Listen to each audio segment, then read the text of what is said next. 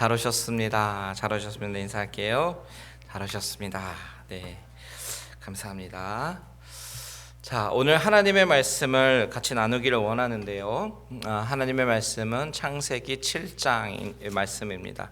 창세기 7장 1절에서 마지막 절까지 우리가 같이 읽어보고 하나님의 말씀을 나누도록 하겠습니다. 제가 가진 성경책은 구약 성경 8페이지에 있고요. 창세기 7장 1절에서 우리 마지막 절 24절까지 보도록 하겠습니다.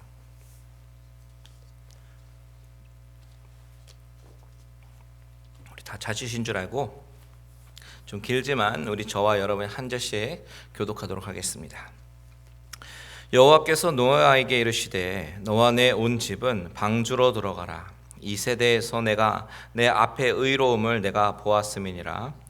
너는 모든 정결한 짐승은 암수 7씩 부정한 것은 암수 2씩을 내게로 데려오며 공중의 새도 암수 7씩을 데려와 그 씨를 온 지면에 유전하게 하라. 지금부터 7일이면 내가 40주야를 땅에 비를 내려 내가 지은 모든 생물을 지면에서 쓸어버리려. 노아가 여호와께서 자기에게 명하신 대로 다 준행하였더라. 홍수가 땅에 있을 때에 노아가 600세라. 노아는 아들들과 아내와 며느리들과 함께 홍수를 피하여 방주에 들어갔고 정결한 짐승과 부정한 짐승과 새 땅에 기는 모든 것을 하나님이 노아에게 명하신 대로 암수 2씩 노아에게 나와 방주로 들어갔으며 7일 후에 홍수가 땅에 덮이니 노아가 600세 되던 해 둘째 날 곧 그달 11의 날이라. 그날에 곧 큰 기품의 샘들이 터지며 하늘의 창문들이 열려 열흘 비가 땅에 쏟아졌다.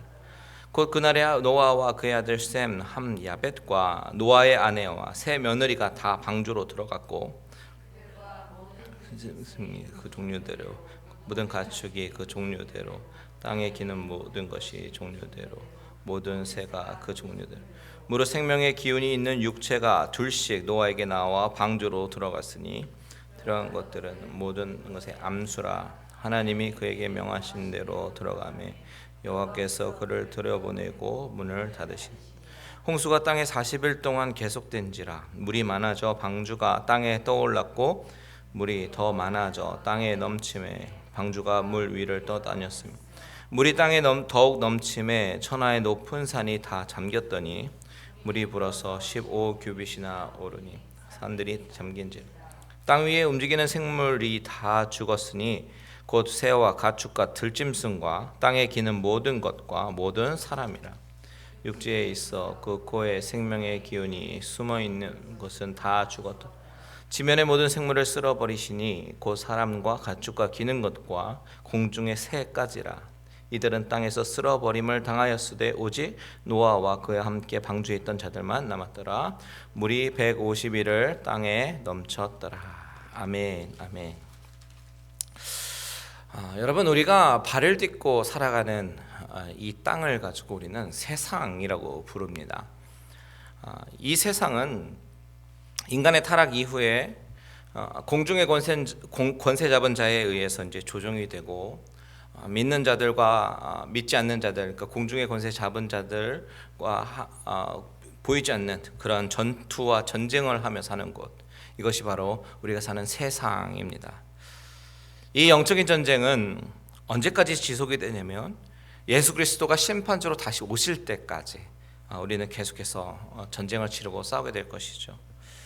자, 우리가 사는 곳이, 우리가 땅을 붙이고 사는 곳이 이 세상이기 때문에 우리는 이 세상이 다 변질이 되어 갈 때에, 변질될 때 그 가운데 세상의 풍조를 따라가지 않고 믿음으로 하나님을 바라보며 산다는 것, 이것이 말처럼 쉬운 것은 아닙니다. 하지만 오늘 본문에 보면 세상이 다 변질이 되어도 묵묵히 하나님께서 인도하시는 삶을 따라가는 한 사람이 나오는데 그의 이름이 바로 노아입니다. 그 시대가 어떤 시대였습니까? 부패하고 포악이 땅에 가득 찬 시대였습니다.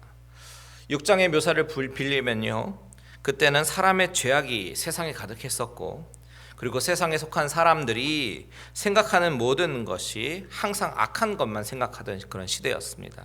그래서 하나님은 이 땅에 사람 지으셨음을 한탄하시고 근심하셨어요. 그 정도로 세상은 악해져 갔습니다. 그런데 그런 상황 가운데 홀로 신앙의 길을 걸어가고 있는 노아는 뭐라고 성경은 증거하고 있냐면 하나님께 은혜를 입은 자다라고 소개를 하고 있습니다. 그리고 또한 소개하기를 그는 의인이다. 그리고 당대의 완전한 자다. 이렇게 소개하면서 그가 얼마나 하나님과 동행을 하면서 하나님과 깊은 교제 가운데 살았는지를 알려줍니다.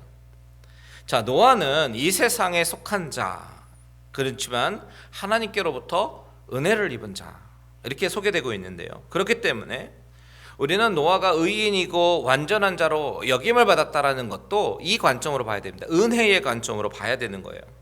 하나님의 말씀을 받아서 방주를 짓는 것도 다 은혜를 입은 결과로 해석해야 된다는 것이고, 그리고 그가 완전하게 여기고 또한 의롭다고 여기는 것도 그가 의로워서가 아니라 하나님의 은혜다라는 것을 우리가 생각해 봐야 된다는 것이죠.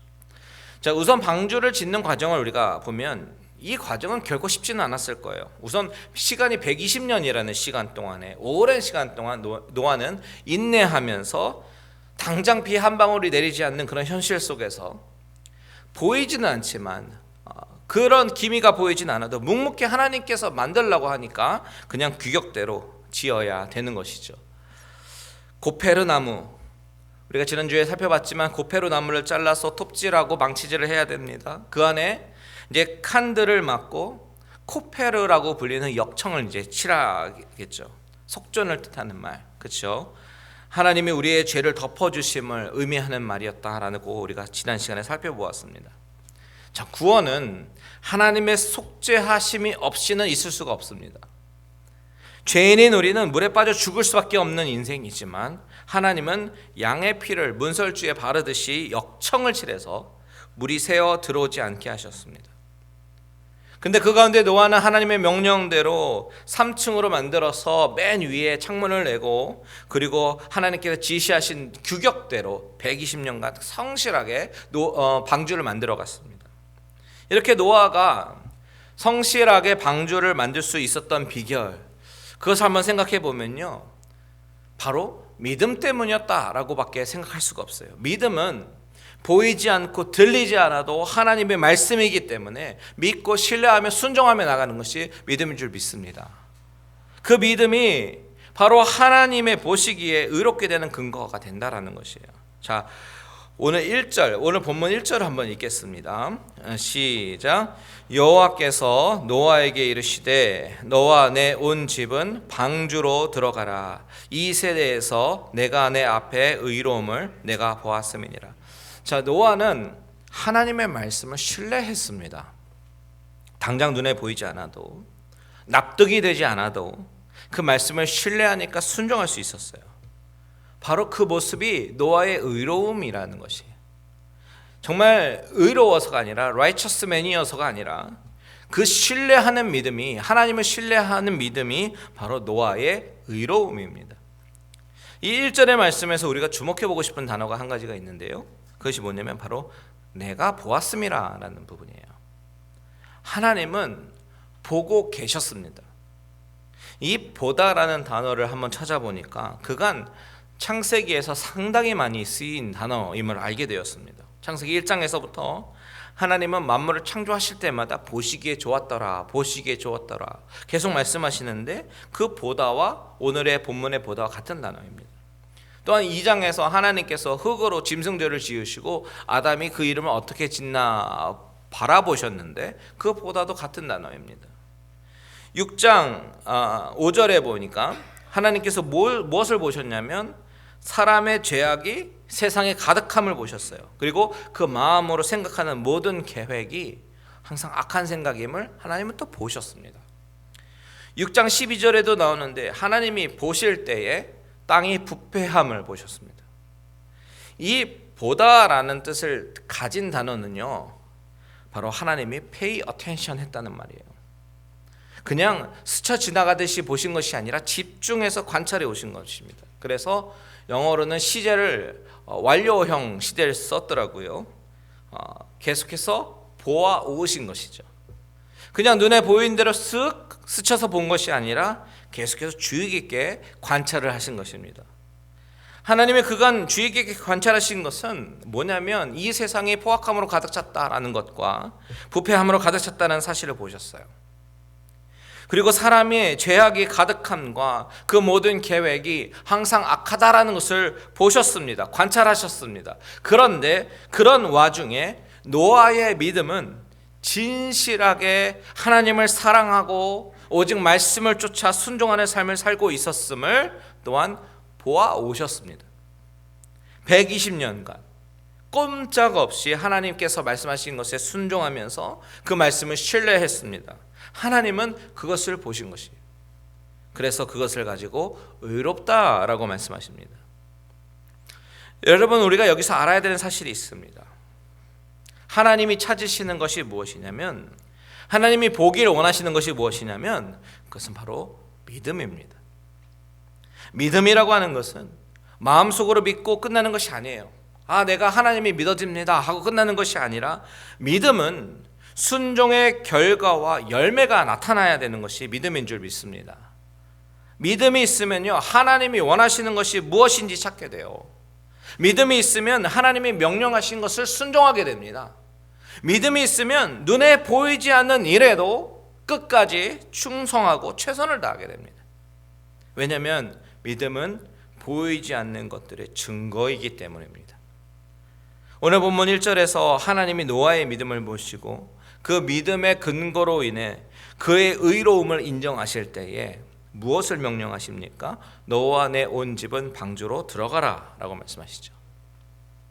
하나님의 의로운 노아를 통해서 계획하시는 것이 바로 구원의 계획이기 때문입니다. 하나님은 이미 6장에서 이미 약속하신 것이 있었어요. 언약을 맺으신 것이 있었죠. 그게 바로 6장 18절에서 20절에서 말씀하신 노아의 언약입니다.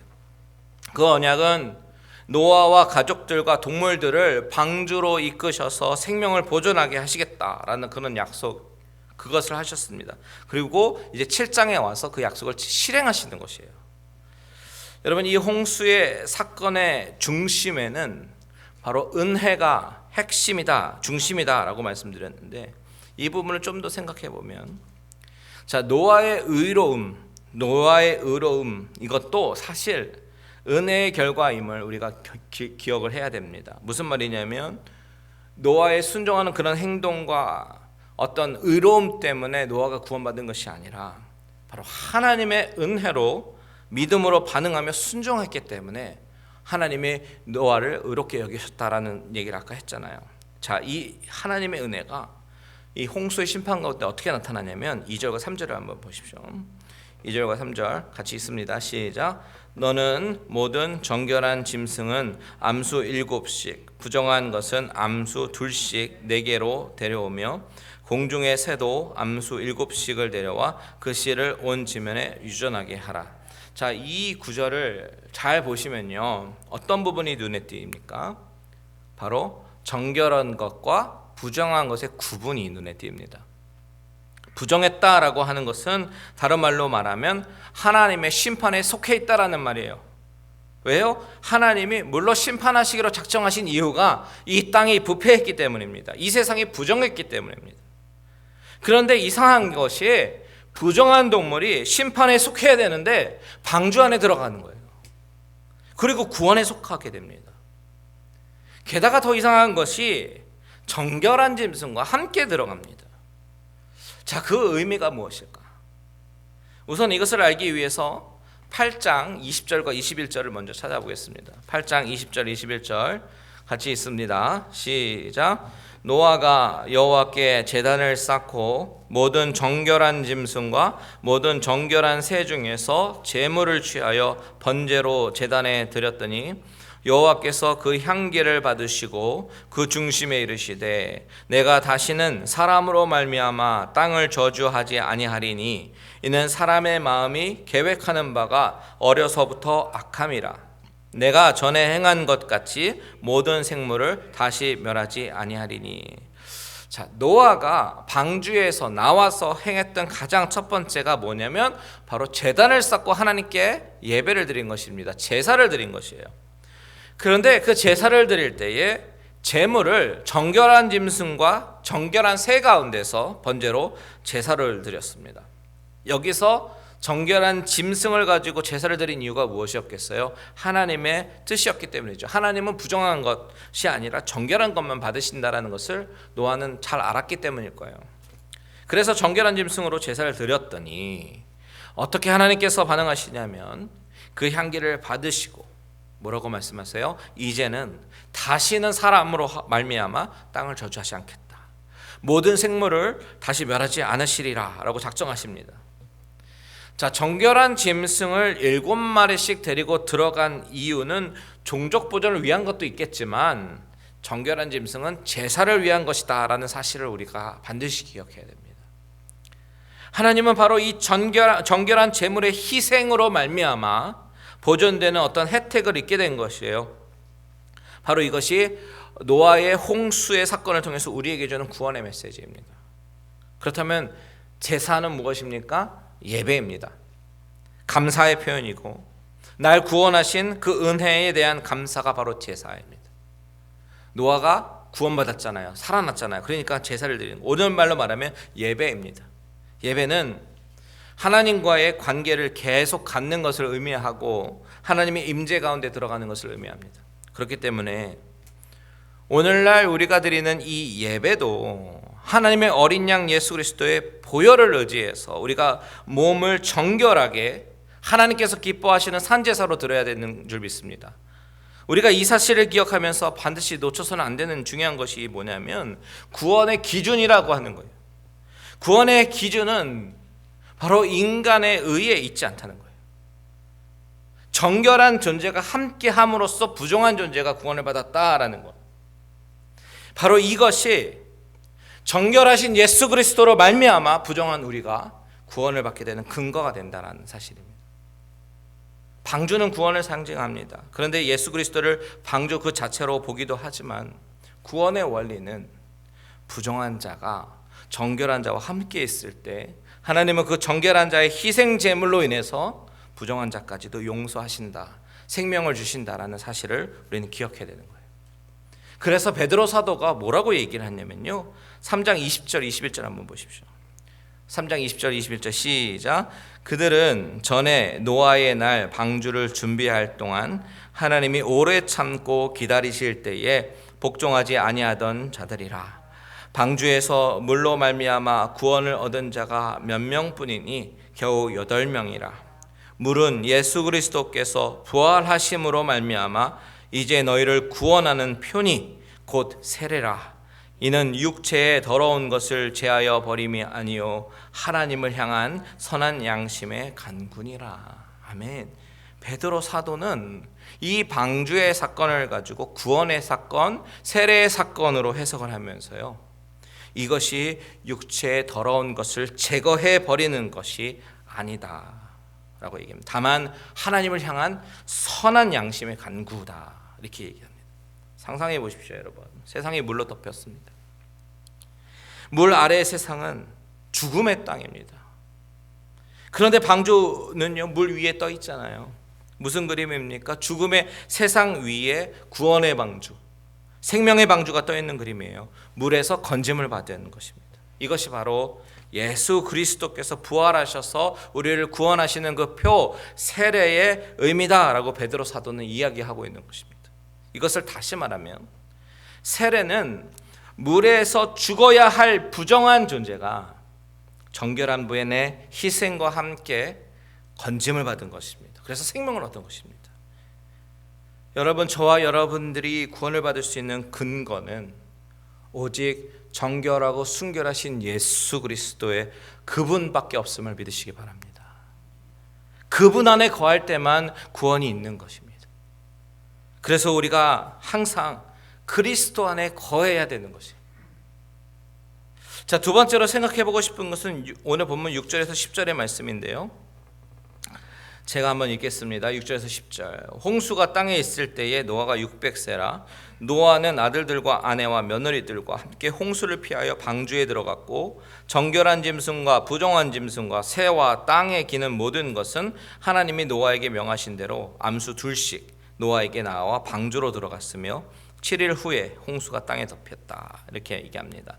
자, 저는 여기서요 10절에서 7일 후에 홍수가 땅에 덮이니라는 그 구절을 좀 주목해 보게 되었습니다. 자, 하나님이 들어가라고 말씀하셨을 때 노아는 600세였고 아들과 며느리들이 다 홍수를 피해서 방주 안으로 들어갔어요. 그리고 짐승들도 다 들어갔습니다. 그 많은 동물들이 어떻게 들어갔을까? 노아가 다 집어넣겠습니까? 아닐 거예요. 하나님께서 창조하신 그 질서처럼 질서를 가운데 그 동물들 다 들어가게 하셨을 것입니다. 그런데 다 들어갔는데 7일 후에 홍수가 땅에 덮였습니다. 자, 무슨 말입니까? 그렇다면 7일 동안은 땅에 홍수가 내리지 않았다는 얘기겠죠. 7일 동안 그 방주 안에 다 들어간 노아의 가족들은 무슨 생각을 했을까요? 자, 모든 일이 다 이루어졌는데, 하나님이 다 들어가라고 해서 들어갔는데 비가 올 징조는 보이지도 않고 손바닥만한 구름도 보이지도 않고 해는 쨍쨍 내려 쪼입니다. 그 7일 동안 마음이 혼란스럽고 힘들지는 않았을까요? 하나님이 하라고 하셔서 하긴 했는데 왜 아무런 조짐이 일어나지도 않고 그럴까? 조바심이 나지 않겠습니까? 그런데 성경을 잘 보면요, 믿음이라고 하는 것은 바로 이런 상황 가운데 드러나는 것임을 성경은 말해주고 있습니다. 요셉이 억울하게 감옥에 갇혔을 때에도 그것이 하나님의 계획 가운데 요셉이 총리가 되는 그 과정 중에 있음을 하나님은 막 미리 말씀하셔서 너는 앞으로 이렇게 될 거야 라고 말씀하셔서 마음을 준비하게 하시진 않았습니다. 그 당시에 있었던 요셉은 너무나도 캄캄하고 막막하고 내가 왜 이런 상황을 당해야 되지? 그런 답답한 마음뿐이었을 거예요. 그 가운데 끝까지 하나님은 믿음을 보이라고 말씀하셔요. 자, 엘리야가 기도할 때 사환에게 저기 막 구름이 있는지 몇 번이고 확인하라고 계속 얘기합니다. 이것이 여러분 우리의 신앙의 현실이라고 하는 거예요. 우리가 하나님의 음성을 듣고 일을 하기도 하지만 순간순간 갈등과 문제에 직면하기도 합니다. 그런데 이것이 정상입니다. 엘리야가 포기하지 않고 기도하니까 저기 저 손바닥만한 그런 구름이 보인다는 이야기를 듣게 되었고, 그것은 분명히 하나님의 응답이었다라고 아마 확신했을 것입니다. 그것을 보면서 엘리야는 아니 뭐 손바닥 같은 구름으로 뭘 하시겠나 이렇게 컴플레인하지 않았어요. 그 고민과 갈등 속에서 이것이 하나님께서 일하시는 그 일의 시작이겠구나라는 것을 믿었을 때 하나님은 일하기 시작하신다는 것이죠.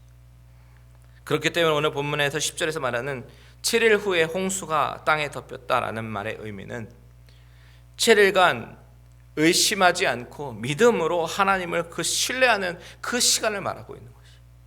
그 시간이 지난 후에 하나님은 당신이 약속하신 일을 이루어 나가십니다. 여러분, 어쩌면 우리 중에 누군가는 이 7일 안에 시간 안에 있을지도 모르겠어요. 보이지도 않고 답답한 시간 말이죠. 하나님을 의심하게 되는 시간이기도 합니다. 하지만 노아와 가족처럼 저와 여러분은 하나님을 온전히 신뢰하고 인내하시는 저와 여러분들 되시기를 바랍니다. 때로는 당장 안 보입니다. 답답합니다. 내 믿음에 의심이 생깁니다. 하지만 그 과정 가운데 인내로 하나님을 믿고 의지하면 하나님은 당신의 뜻을 이루실 것을 믿으시는 저와 여러분들 되시기를 바랍니다. 자, 마지막으로 본문을 통해 한 가지 더 생각해 보고 싶은 것이 있는데요, 바로 방주 안의 삶의 법칙이에요. 17절에서 20절 우리 같이 한번 읽겠습니다. 17절에서 20절 시작.